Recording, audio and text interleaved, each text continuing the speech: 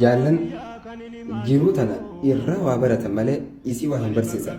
Jiruu tanaan keessatti yoo akka qalbiin sin cabne feete ilma namaa tokko biratti bakka gaariin qaba bakka guddaan qaba jettee hin yaadin. Ilma namaa jaalladhu qixaan ofii jaalladhu isaanis na jaallatan jettee garuu hin yaadin. Ilmi namaa yoo hanga feete gaarii taateefis dogongora guyyaa rakkaatiin godhiitee mara dakata waan ta'eef jecha.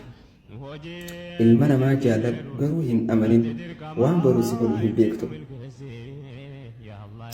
Ofii gaarii ta'e namarraa gaaroomin akka feete hin eeggatin. Tola namatti oole tola akka ifii namatti oolte namni akkasitti oolu hin eegin. Akkasi ilma namaa kanaa wajjin ati haala gaariidhaan jiraadhu garuu irraa of tahe jiraadhu.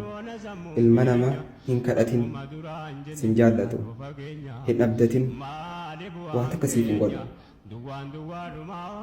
Kadhaa barbaannaan rabbii kee kadhu. Abdii barbaannaan rabbii kee qofa abdadhu isa qofa irratti of gati. Kan si jalaa yeroo takkallee hin meeqne haaliqa kee qofa. Ilmi namaa gaafa ati isatti of gatte si darbee kuta. Kanaaf kun dhaamsa kiyya.